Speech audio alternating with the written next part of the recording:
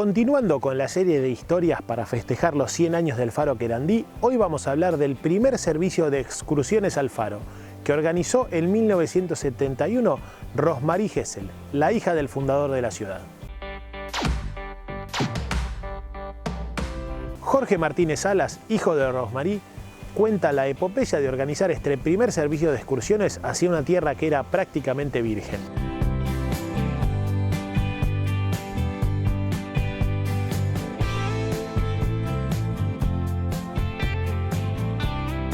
Fue una idea genial de mi mamá hacer las excursiones al faro.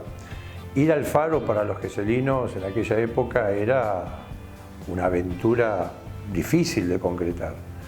Nosotros yo había ido una vez con mi abuelo, nos había llevado con mi mamá, con mis hermanos. Habíamos ido a una excursión hasta el faro, que era ir con pala, bidón de agua, bidón de nafta. Era una cosa difícil. Después habíamos ido con mi papá, con el Land Rover que teníamos, también, mucho preparativo para ir hasta el faro. Había muchísimos geselinos que desconocían el faro, eran muy pocos los que se animaban a ir. Imagínate que estamos hablando de la época de los vehículos que había de doble tracción, eran todos jeeps viejos, en bastante mal estado, que no estaban bien preparados para ir y venir. Y a mi mamá se le ocurre en el 71 empezar a hacer excursiones al faro. Para todos los que vivíamos acá, el faro era un ícono, ¿no? Un lugar que era atractivo llegar a conocerlo, hablar del faro. Los que habían ido te contaban sus aventuras, sus experiencias. Y mi mamá dijo, bueno, voy a hacer excursiones turísticas para ir al faro. Se lo plantea a su hermano, Bubi, me acuerdo. Bubi, un tipo recontracanchero, en andar en Villa Gesell, en la arena, con los vehículos. Le dice, mirá que es una postura arriesgada, ir y venir, se te van a romper los vehículos, se te van a recalentar, no es fácil. Mi mamá dijo, no, lo quiero probar. Bueno, obviamente el primer aliado de mi mamá fue mi abuelo. Cuando mi mamá se lo cuenta a mi abuelo, le pareció una idea excelente, le gustó todo lo que fuera aventura y desafío, le fascinaba, así que le apoyó de movida, le dio el dinero para la compra de los vehículos, para que hiciera las excursiones. Y además mi abuelo, que era muy pillo en ese sentido, dijo, esto es un agregado, un plus para el turismo de Villa Gesell. O sea, pocos lugares turísticos tenían un faro inalcanzable, inaccesible, y sabía que turísticamente iba a ser un golazo. Y que era agregarle algo más al turismo gesellino. Así que bueno, con el apoyo de mi abuelo, con el Land Rover viejo que teníamos, que lo arreglaron, compramos un Jeep Ica largo, y con eso arrancamos, con el Jeep Ica viejo y con un Land Rover más viejo aún. En diciembre del 71 arrancaron las excursiones, saliendo en ese momento desde el acuario. Y parábamos los jeeps en la puerta del acuario, empezamos a hacer publicidad y la gente iba ahí. El jeep salía a las 3:30 y bueno, la gente iba y con el grupo que hubiera se salía. Y así arrancamos, improvisadamente. Siempre fueron medio improvisadas las excursiones. Al tener siempre vehículos viejos, las roturas estaban al orden del día, los jeeps se quedaban. Pero bueno, había realmente, la gente se enganchaba mucho en la excursión, lo hacía con un espíritu aventurero tremendo, así que la rotura formaba parte de la aventura y nunca había problemas, más que demoras y esas cosas, ¿no? Y en el 72 incorporamos el primer jeepón.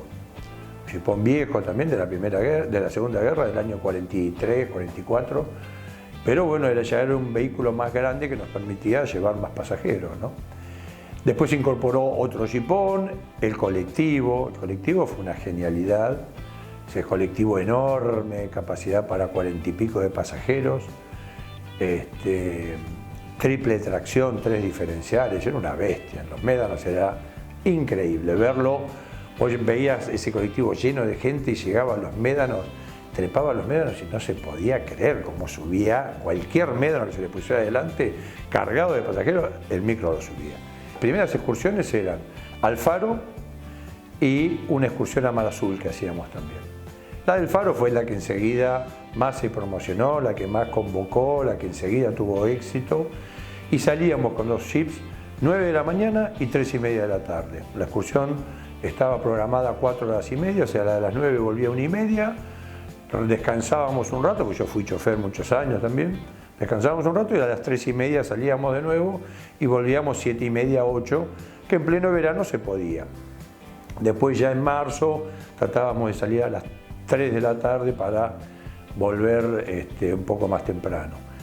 Bueno, y la excursión era la ida hasta el Faro, subir y bajar todos los médanos que la gente quisiera, parábamos para que la gente se bañara, se encontraban.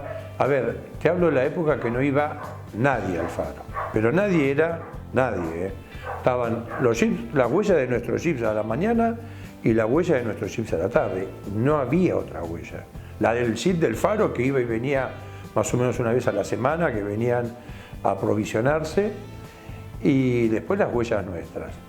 Llegábamos al Faro te hablo de en esa época había colimbas en el Faro. El Faro tenía generalmente una dotación de 6, 7 marineros, había suboficiales, o un oficial, suboficiales, y después generalmente había 3, 4 colimbas. Imagínate los colimbas que los mandaban al Faro al medio de la nada, cero transmisión con nadie, cero comunicación con nadie, no había teléfono, no había televisión, no había nada. Así que los pobres colimbas que estaban ahí, a ver, era relajado porque no había mucha instrucción militar y eso, estaban relajados, pero bueno, tenían que estar ahí, hacer las tareas de mantenimiento del Faro, del mantenimiento de la forestación. Así que llegáramos nosotros con las excursiones era una fiesta. Cuando empezamos a ir así todos los días, con gente a la mañana, a la tarde, a veces iban los 2 jeeps juntos, para la gente que estaba ahí era una fiesta, nos esperaban, nos recibían, charlaban con los turistas, los recibían súper bien a los turistas, les dejaban usar el baño de la dotación para que la gente pudiera usar los baños, subíamos al Faro, al principio con ellos y después, ya claro, cuando íbamos todos los días no tenían ganas de ellos ya tenían que subir de por sí para aprender a pagar, así que nos mandaban solos a nosotros que éramos los guías, y subíamos nosotros con la gente. Hay una cosa que era para mí fantástica, que eran las excursiones tardías que hacíamos. Generalmente eso te hablo en marzo, Semana Santa, que solía caer por ahí fines de marzo, como ahora, ¿viste? Por ahí cae medio atrasado. Entonces, cuando íbamos con esas excursiones, que llegábamos al Faro en la excursión de la tarde, medio atardeciendo, yo les preguntaba a los del Faro si no querían que les prendiéramos nosotros el Faro.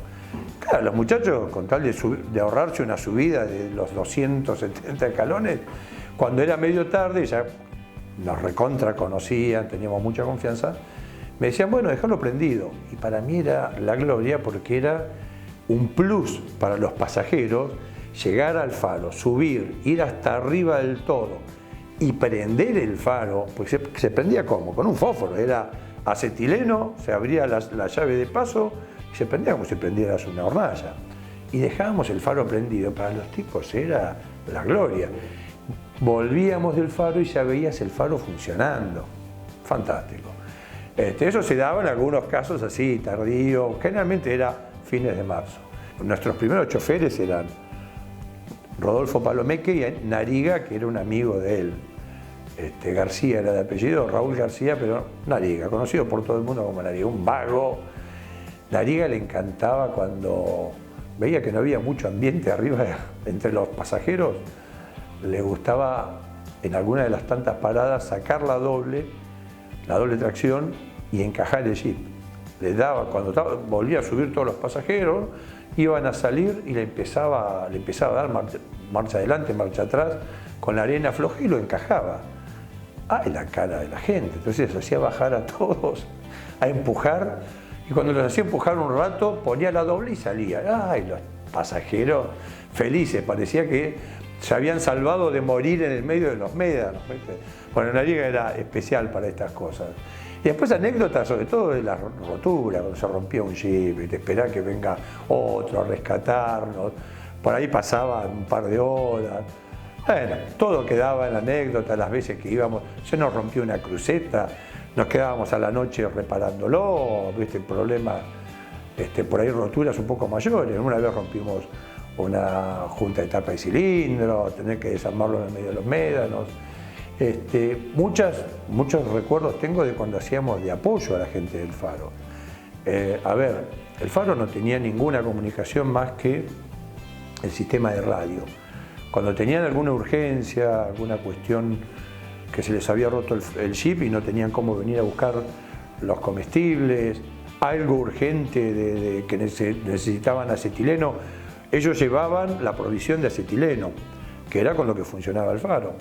Por ahí fallaba algo en la provisión de acetileno y había que ir a llevarle un tubo para que no dejara de funcionar el Faro. O sea, digamos, la contraprestación que teníamos con la gente del Faro, ellos nos dejaban visitar y entrar y salir libremente y nosotros le hacíamos de apoyatura.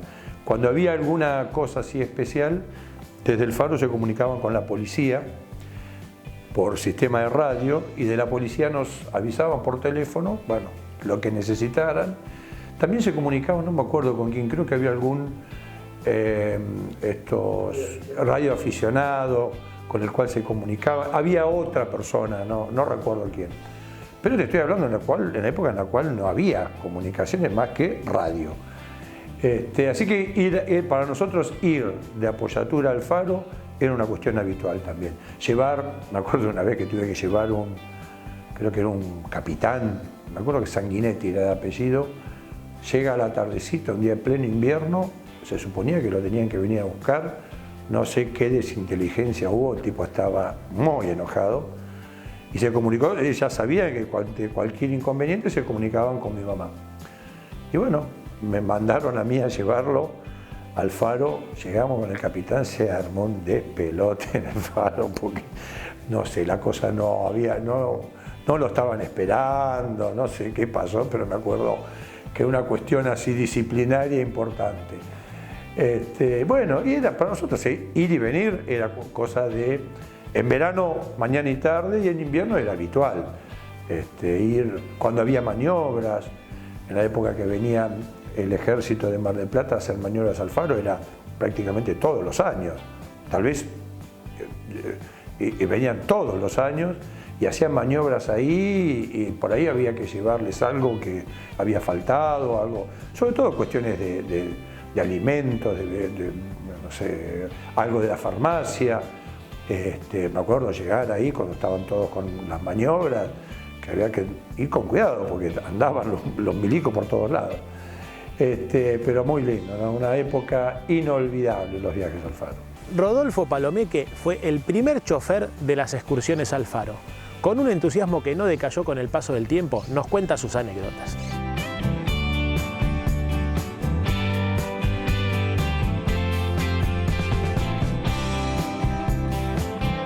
Era un proyecto que tenía Rosmarie.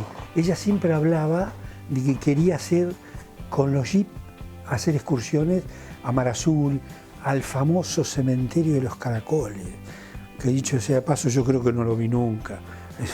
Sí, porque la excusa era cuando llevábamos a algún pasajero, nos preguntaban, nos exigían, ¿viste?, a ver dónde estaba el cementerio. Y entonces teníamos que decir, había habido una sudestada. Había veces que encontrábamos y quedaban conformes, ¿viste? Le juntábamos los caracoles rotos, viejos, o no, por ahí se encontraban algunas caracolitas. Entonces, era tal el entusiasmo que tenía Rosmarie, y uno que tenía 20 años la seguía en parte.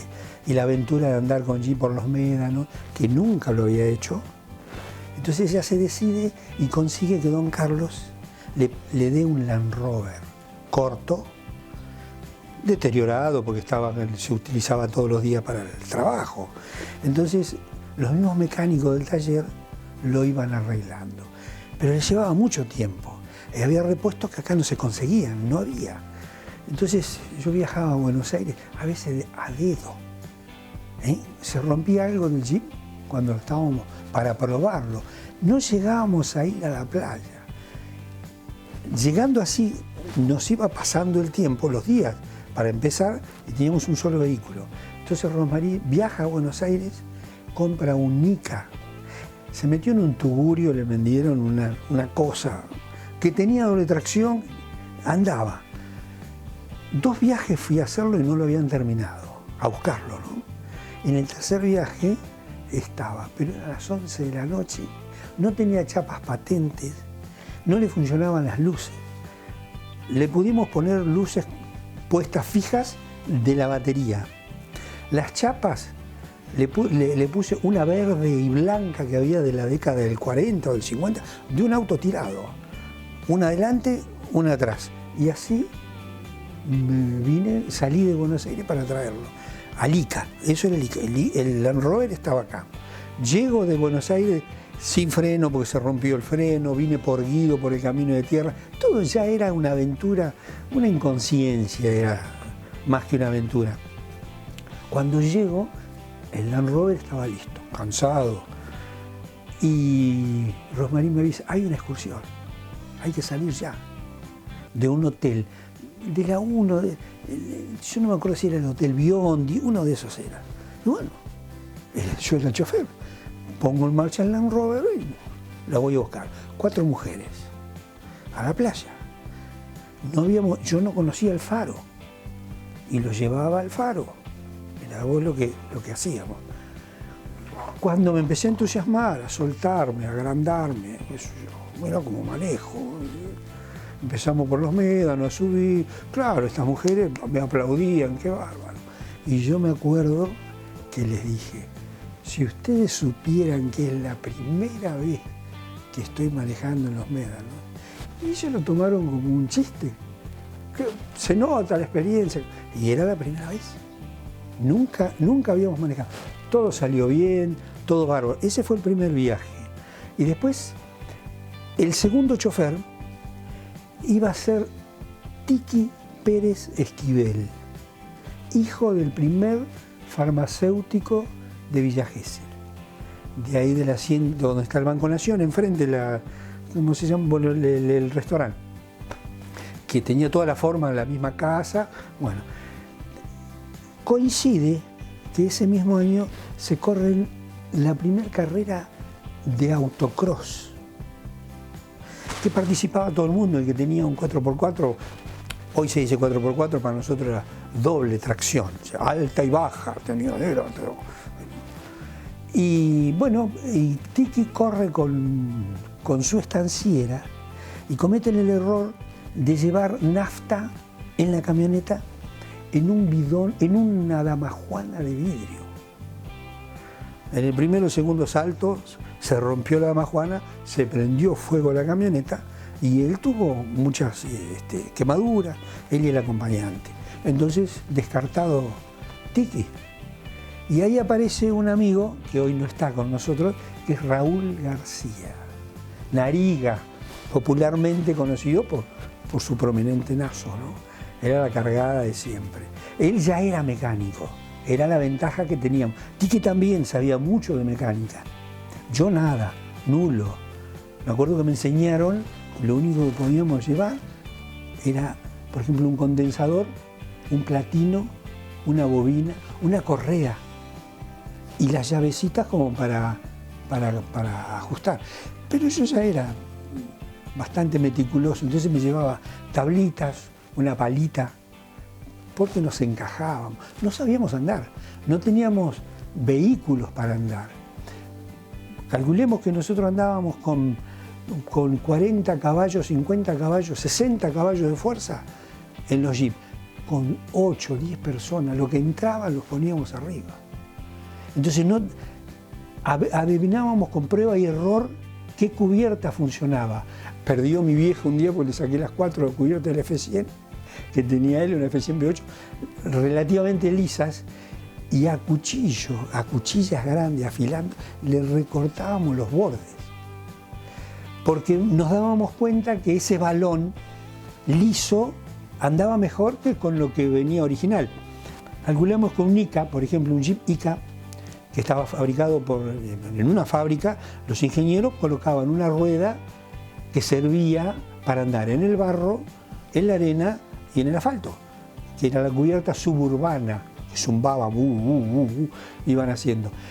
Entonces nosotros necesitábamos exclusivamente para andar en la arena. Y con prueba y error llegamos a que, por ejemplo, una rueda de Rambler, de Torino, después cuando ya estaban los Torinos, que se podía conseguir, porque el Torino era una cosa muy nueva, con ese tipo de rodado andábamos mejor, porque teníamos más fuerza de abajo. Y el señor Frascoña, con el trencito, había conseguido de una embajada unas cubiertas de Buick, de Plymouth, de Lincoln, de esos coches enormes, con mucho balón. Y en una llanta que ellos le habían hecho la adaptación del centro de Ica. Y ahí nos dimos cuenta, pero a eso ya había pasado, no era darte cuenta en el momento. Aparte, no le prestábamos demasiada atención. Había que ir todos los días, excursión de pesca. No arrancaban, nos quedábamos sin batería, no se encajábamos. Nos olvidábamos del agua, nos quedábamos sin nafta. Una de las excursiones que me tocó a mí tenía que ir al Faro Querandíes y llevaba a un jugador de fútbol que en ese momento era top, como hoy podemos decir, ¿cómo se llama este chico? El de Boca, bueno, cualquiera que sea, muy conocido, ¿no? Y que se llamaba Elvio Ricardo Pavoni, el Chivo Pavoni, le decían porque jugaba con Peluquín, un uruguayo, jugaba en Independiente, un señor muy agradable, no me olvido más.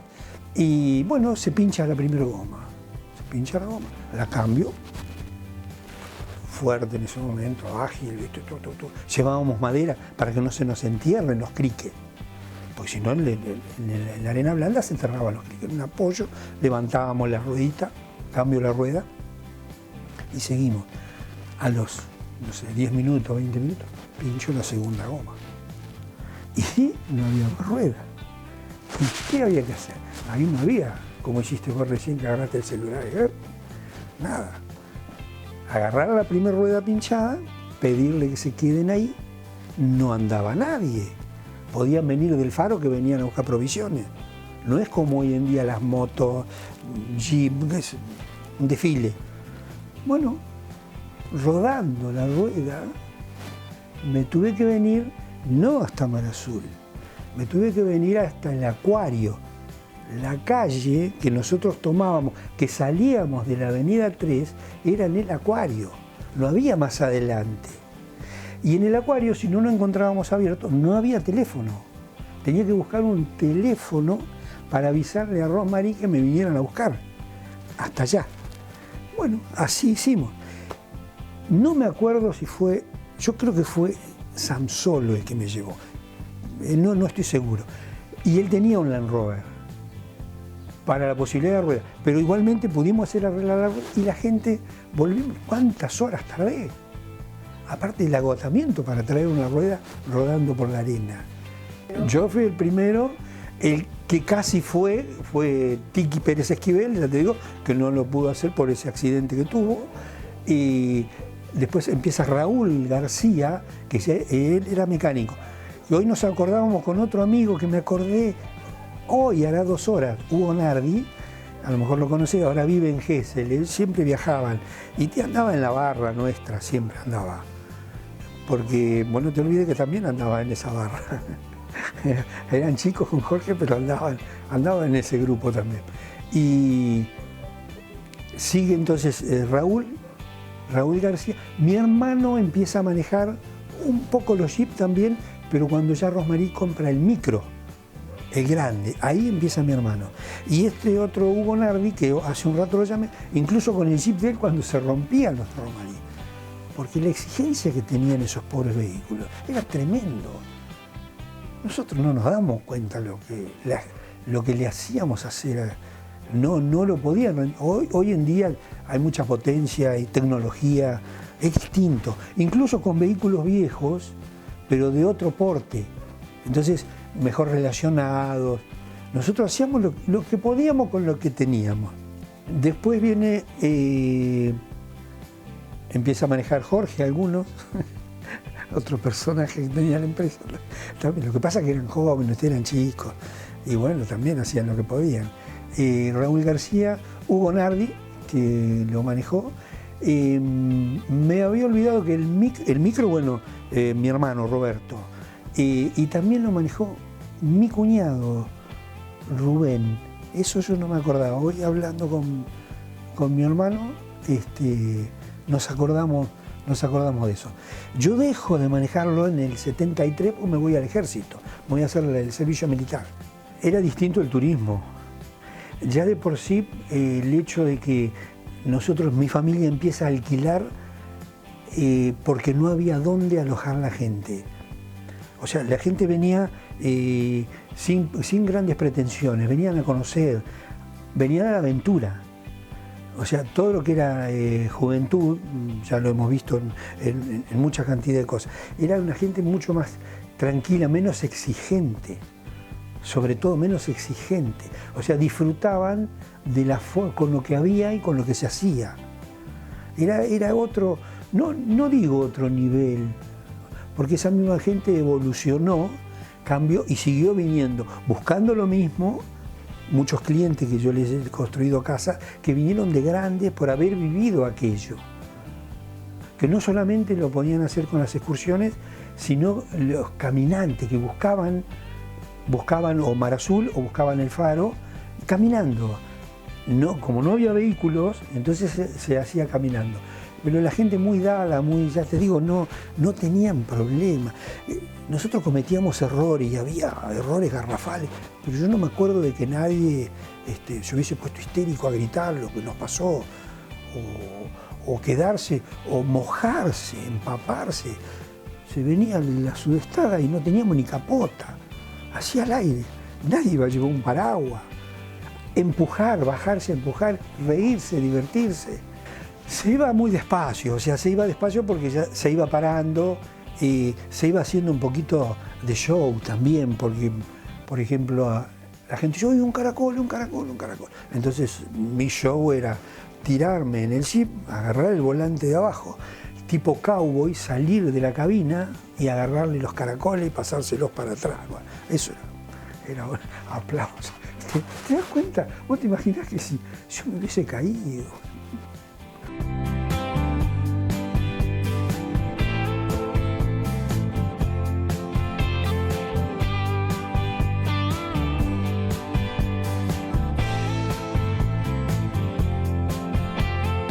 Una de las excursiones muy lindas que implementó mi mamá fue la que guiaba ella, que era en el colectivo enorme.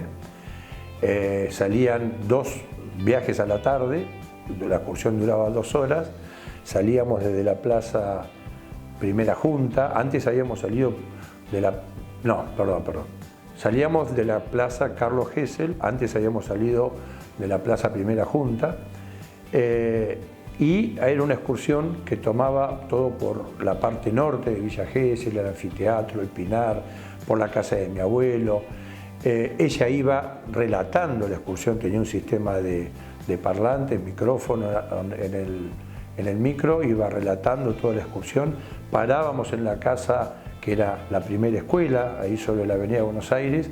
Ella tenía unas cortinas en todo el colectivo, oscurecían el ómnibus, tenía una pantalla que se bajaba, subíamos un proyector con un alargue desde mi casa y proyectaban un audiovisual de 45 diapositivas y ella iba contando en unas diapositivas de las primeras épocas de Villa Gesell, las primeras fijaciones, las primeras construcciones.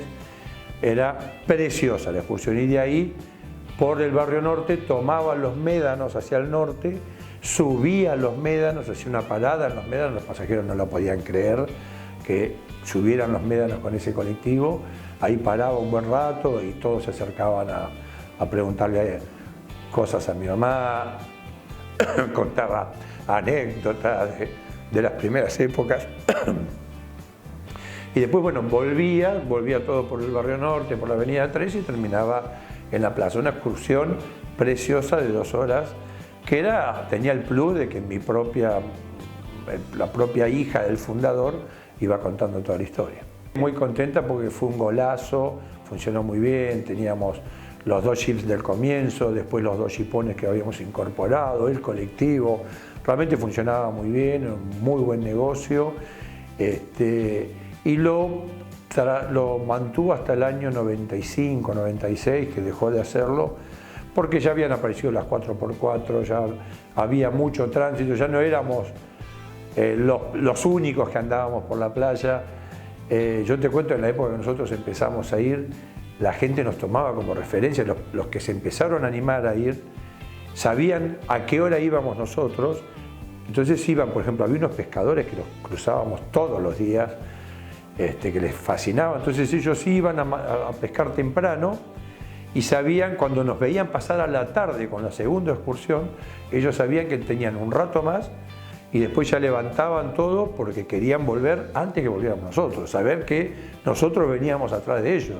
Éramos la referencia para todos los que iban a la playa, era, bueno, volver antes que las excursiones, ¿viste? Sabían que nosotros volvíamos, la vuelta la estábamos pegando a las 5 y pico y bueno, antes de eso se volvían todos.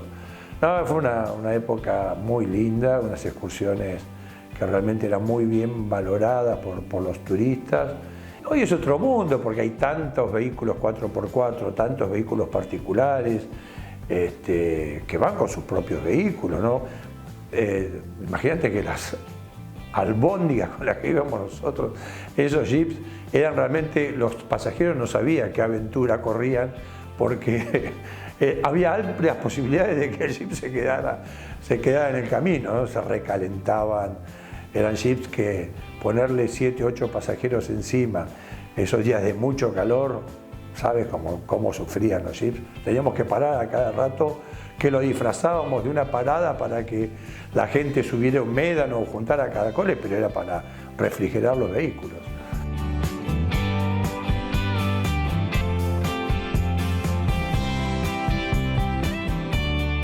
Esta fue la historia de las primeras excursiones al faro, que abrieron la puerta a la multitud de 4x4 que hoy pululan por la reserva.